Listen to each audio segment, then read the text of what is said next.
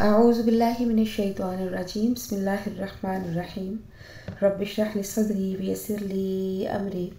واحلل عقدۃ من لسانی یفقہوا قولی آمین یا رب العالمین۔ آج کی جو پہلی آیت ہے اس میں اللہ تعالیٰ نے منافقین کے بارے میں دو ٹوک انداز میں فرمایا کہ مسلمان ان کے ساتھ کیسا رویہ رکھیں، ان کے ساتھ کیسا معاملہ کریں۔ تقریباً ایسی ہی آیت سورہ تحریم میں بھی آئی 28ویں پارے کے آخر میں۔ یہاں پر جہاد بمعنی قتال نہیں بلکہ تدبیر کے ساتھ ہے۔ نبی پاک صلی اللہ علیہ وآلہ وسلم مجسمہ اخلاق اور بہت نرم مزاج تھے، اتنا کہ کفار آپ کے منہ پر آپ کو جھوٹا، جادوگر، دیوانہ،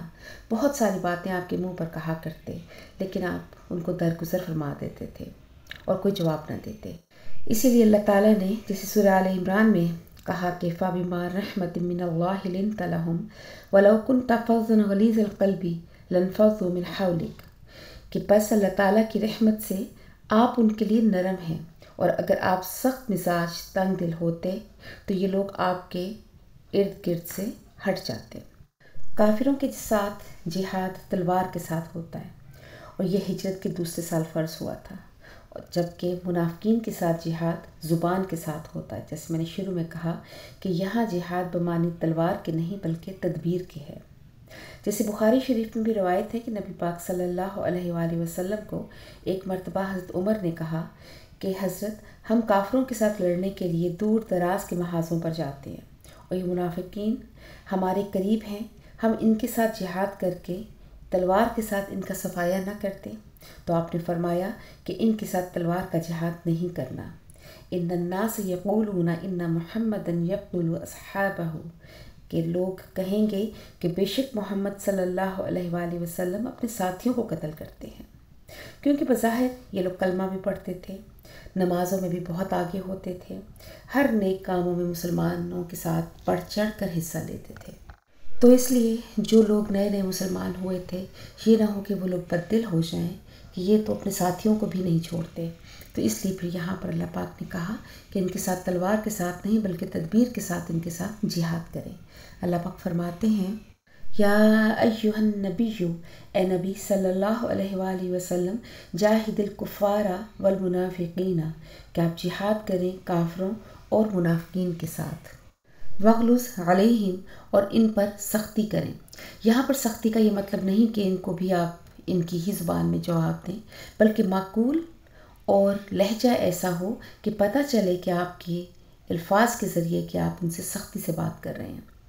اگر نرمی کریں گے تو یہ اور اس چیز کا غلط فائدہ اٹھائیں گے۔ وَمَأْوَاهُمْ جَهَنَّمُ، اور ان کا ٹھکانہ جہنم ہے، وَبِئْسَ الْمَصِيرُ، اور بہت برا ٹھکانہ ہے۔ اگلی آیت کا شان نزول کچھ اس طرح سے ہے کہ منافقین ایسا کوئی بھی موقع نہیں چھوڑتے تھے کہ جس میں وہ اپنی زبان سے یا کسی بھی طریقے سے مسلمانوں کو تکلیف پہنچائے بغیر نہیں رہتے تھے۔ منافقین پیچھے بیٹھ کر نبی پاک صلی اللہ علیہ وآلہ وسلم اور دین اسلام کی بہت زیادہ اہانت کرتے، جیسا کہ سورہ منافقون میں بھی آئے گا کہ جب کوئی مسلمان حضور تک پھر ان باتوں کو پہنچا دیتا تو وہ اس کی تکذیب کرتے، یعنی ان باتوں کا انکار کرتے تھے اور قسمیں کھا لیتے کہ ہم نے ایسی بات نہیں کی۔ اور جو کوئی مخلص مسلمان یہ باتیں آپ صلی اللہ علیہ وآلہ وسلم تک پہنچاتا تو اس کو شرمندہ کرتے تھے۔ تو یہاں پر اللہ تعالیٰ نے ان مسلمانوں کی تصدیق فرمائی کہ بے شک انہوں نے یہ باتیں کہی ہیں، اور اسلام کا دعویٰ کرنے کے بعد اسلام کے ہی خلاف اور نبی کے خلاف انہوں نے جو بھی باتیں کہیں وہ صرف ایک منکر ہی کر سکتا ہے جو دل سے ایمان نہیں لایا۔ تو اللہ پاک فرماتے ہیں، یحلفون باللہ ما قالوا، اور وہ اللہ کے نام کی قسمیں اٹھاتے ہیں کہ انہوں نے کچھ نہیں کہا، وَلَقَدْ قَالُوا، البتہ تحقیق انہوں نے کہا، کلمۃ الکفر، کفر کی بات، یعنی آپ صلی اللہ علیہ وآلہ وسلم کی تحقیر کی اور مذاق اڑایا۔ وَكَفَرُوا بَعْدَ إِسْلَامِهِمْ، اور انہوں نے کفر کیا اسلام ظاہر کرنے کے بعد۔ وَهَمُّوا بِمَا لَمْ يَنَالُوا، اور انہوں نے ارادہ کیا اس چیز کا کہ جس کو وہ نہ پا سکے، کیونکہ کچھ منافقین نے یہ بھی ارادہ کیا تھا کہ جنگ تبوک سے واپسی پر کسی طرح آپ کو شہید کر دیا جائے، اور حضرت عمار بن یاسر نے ایسی جرت دکھائی کہ ان کو بھاگنے پر مجبور کر دیا اور وہ اپنے اس ارادے میں ناکام رہے۔ اگلی آیت میں اللہ تعالیٰ اب ان لوگوں کے بارے میں فرما رہے ہیں کہ ان میں ایسے لوگ بھی تھے کہ جو غریب تھے، مسکین تھے، اور جب آپ مدینہ منورہ تشریف لائے تو صدقات، زکوٰۃ، فطرانہ میں سے ان کی آپ نے مدد کی، بیت المال میں سے ان کی مدد کی۔ اب اس چیز کا ذکر ہے کہ وَمَا نَقَمُوا إِلَّا، اور انہوں نے نہیں بدلہ لیا۔ مراد یہ ہے کہ انہوں نے آپ کی عیب جوئی نہیں کی، آپ کے خلاف آپ کے پیچھے کوئی کارروائی نہیں کی۔ إِلَّا أَنْ أَغْنَاهُمُ اللَّهُ، مگر اس بات سے کہ اللہ نے ان کو غنی کر دیا، وَرَسُولُهُ، اور اس کے رسول نے بھی، مِنْ فَضْلِهِ، اپنے کرم سے،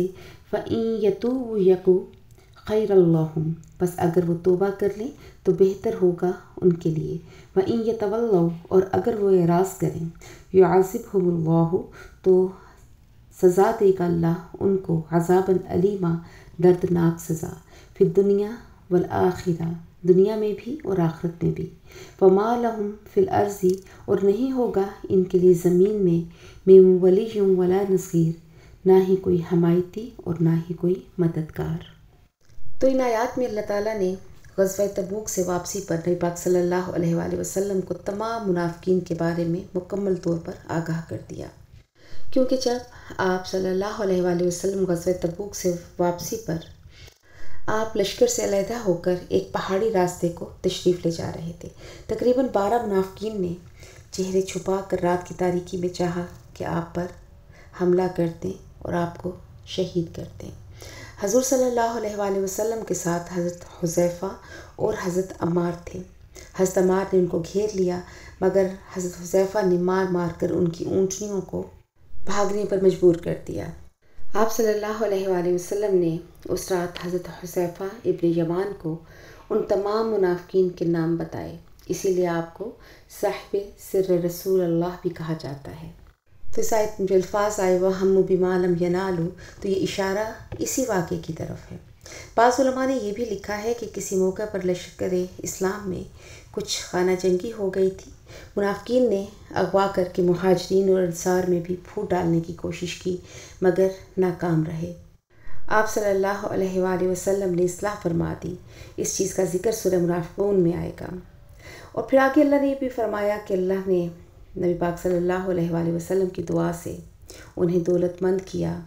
جو مسلمان تھے یا ان میں جو منافقین چھپے ہوئے تھے، قرضوں سے ان کو آزاد کروایا، اور جو بھی مسلمانوں کو فائدہ پہنچتا تھا کسی مال غنیمت سے، کسی پیداوار سے، تو ان سب میں مسلمانوں کے ساتھ یہ منافقین بھی فائدہ اٹھاتے تھے۔ اور پھر ان آیات کے نازل ہونے کے بعد روایات میں آتا ہے کہ جلاس ایک شخص تھا جو منافق تھا، لیکن بعد میں انہوں نے اپنے تمام اعمال سے صدقے دل سے توبہ کی اور آئندہ مرتے دم تک وہ خدمت اسلام پر مامور رہے۔ اگلی آیت کا بھی ایک شان نزول ہے، یہ ثعلبہ بن حاطب انصاری ایک شخص تھا، اس نے نبی پاک صلی اللہ علیہ وآلہ وسلم سے عرض کیا کہ یا رسول اللہ، میرے حق میں دولت مند ہو جانے کی دعا فرما دیجیے۔ آپ نے فرمایا ثعلبہ، تھوڑی چیز جس پر تو خدا کا شکر ادا کرے اس چیز سے بہت اچھی ہے کہ جس کے حقوق تو نہ ادا کر سکے۔ اس نے پھر وہی درخواست کی تو آپ نے فرمایا اے ثعلبہ، کیا تجھے پسند نہیں کہ میرے نقش قدم پر چلے؟ آپ کے انکار پر اس کا اصرار بڑھتا رہا۔ پھر اس نے وعدہ کیا کہ اگر خدا مجھے مال دے گا تو میں پوری طرح سے حقوق ادا کروں گا۔ آخر آپ صلی اللہ علیہ وآلہ وسلم نے دعا فرمائی اور اس کی بکریوں میں اس قدر برکت ہوئی کہ اس کو مدینے سے باہر ایک گاؤں میں رہنے کی ضرورت پڑی، اور اتنا زیادہ اس کا مال بڑھا کہ وہ اس میں مشغول ہو کر رفتہ رفتہ پہلے جمعہ، پھر جماعت، اور پھر اس کے لیے نماز کے لیے بھی آنا مشکل ہو گیا۔ کچھ عرصے کے بعد آپ صلی اللہ علیہ وآلہ وسلم نے اس سے زکوٰۃ وصول کرنے کے لیے کچھ لوگوں کو اس کے پاس بھیجا، تو کہنے لگا زکوٰۃ تو جزیہ کی بہن معلوم ہوتی ہے، اور اس نے زکوٰۃ ادا کرنے سے صاف انکار کر دیا۔ حضور صلی اللہ علیہ وآلہ وسلم نے 3 مرتبہ فرمایا وَيَحْ ثَعْلَبَہ، اور یہ آیات نازل ہوئیں، اور جب اس کے بعض اقارب نے اس کو یہ خبر پہنچائی تو نہ چاہتے ہوئے یہ زکوٰۃ لے کر حاضر ہوا۔ تو حضور صلی اللہ علیہ وآلہ وسلم نے فرمایا کہ اللہ نے مجھ کو तेरी ज़कात कबूल करने से मना फरमा दिया है। इस पर इसने बहुत वावेला किया, क्योंकि हजूर का ज़कात कबूल ना करना इसके लिए बहुत बेइज्जती और तकलीफ़ की बात थी, और फिर बदनामी के तसव्वुर से सर पर खाक डालता था। मगर दिल में अभी भी इसके नफाक छुपा हुआ था। अभी भी ये दिल से ये नहीं चाहता था कि ज़कात दे। फिर हजूर सल्लल्लाहु अलैहि वसल्लम इस दुनिया से पर्दा फरमा गए। आपके बाद हज़रत अबू बकर सिद्दीक़ की खिदमत में ज़कात लेकर हाजिर हुआ। फिर हज़रत उमर, फिर हज़रत उस्मान, सब ने ज़कात लेने से इनकार कर दिया और कहा कि जो चीज़ नबी करीम सल्लल्लाहु अलैहि वसल्लम ने रद्द कर दी, हम इसको कबूल नहीं कर सकते। आखिर इसी हालत नफाक पर हज़रत उस्मान के अहद में इसका इंतकाल हो गया। इसी बारे में अल्लाह पाक फरमाते हैं, वमिनहुम मन आहदल्लाह, और बाज़ उन मुनाफिकों में से वो भी हैं कि जिन्होंने अहद किया अल्लाह के साथ, लाइन आताना मिन फ़ज़लिही, कि अगर देगा अल्लाह हमें अपने फ़ज़ल से, लनसक़द्दक़न्ना, तो हम ज़रूर सदका करेंगे, वलनकूनन्ना मिनस्सालिहीन, और अलबत्ता होंगे नेक लोगों में से। फ़लम्मा आताहुम मिन फ़ज़लिही, बस जब उनको अल्लाह ने दिया अपने फ़ज़ल से, बख़िलू बिही, तो उन्होंने बुख़ल किया इसमें, वतवल्लौ, और उन्होंने एराज़ किया, वहुम मुअरिज़ून, और वो एराज़ करने वाले हैं। फ़अक़बहुम निफ़ाक़न, बस अल्लाह ताला ने लगा दिया इनके पीछे नफाक को, फ़ी क़ुलूबिहिम, इनके दिलों में, इला यौमि यल्क़ौनहु, उस दिन तक जिस दिन वो अल्लाह से मुलाकात करेंगे, यानी मरते दम तक मुनाफ़क़त अल्लाह ने इनके दिलों में डाल दी। बिमा अख़लफ़ुल्लाह, इस वजह से कि उन्होंने खिलाफ वर्जी की अल्लाह से, मा वअदूहु, उस चीज़ की जिसका उन्होंने वादा किया था अल्लाह से, यानी उन्होंने वादा किया था कि अगर माल ज़्यादा हो गया तो सदका खैरात करेंगे। व बिमा कानू यक्ज़िबून, और इसलिए कि वो झूठ बोलते थे। अलम यअलमू, क्या वो नहीं जानते, अन्नल्लाह, ये कि अल्लाह यअलमु, जानता है, सिर्रहुम व नजवाहुम, कि उनकी छुपी हुई बातों को और उनकी सरगोशियों को, व अन्नल्लाह, और ये कि अल्लाह अल्लामुल ग़ुयूब, बेशक ग़ैबों का जानने वाला है। डॉक्टर इसरार साहब कहते हैं कि अपने वादे से फिरने की जो सज़ा दुनिया में मिलती है वो ये होती है कि नफाक दिल में पैदा हो जाता है। जैसे हदीस के मुताबिक भी मुनाफिक की निशानियों में से है कि जब वो बात करता है तो झूठ बोलता है, वादा करता है तो वादा खिलाफ़ी करता है, इमानत रखवाई जाए तो ख़यानत करता है, और जब लड़ाई झगड़ा हो तो गालियाँ देता है। और यही सालबा के साथ भी हुआ कि उसने जो नबी पाक सल्लल्लाहु अलैहि वसल्लम से और अल्लाह पाक से वादा किया कि मेरे पास माल आ गया तो मैं बहुत ज़्यादा सदका खैरात करूँगा, और फिर माल आ जाने के बाद उसके दिल में चूँकि नफाक पहले ही से था तो उसकी मोहब्बत में उसने अल्लाह से और अल्लाह के नबी से किया हुआ वादा भुला दिया। ये वाक़या हमारे लिए भी बहुत नसीहत रखता है कि हम ये समझते हैं कि जो शख्स कितना मालदार होगा उतना ही वो खुशकिस्मत है, लेकिन अल्लाह पाक दे कर भी आजमाते हैं और लेकर भी। अल्लाह ने हमें जितना माल अपनी रज़ा से दिया, हलाल ज़राए से दिया, हमें उसी पर सब्र और शुक्र करना है, क्योंकि हमारे दिल का हाल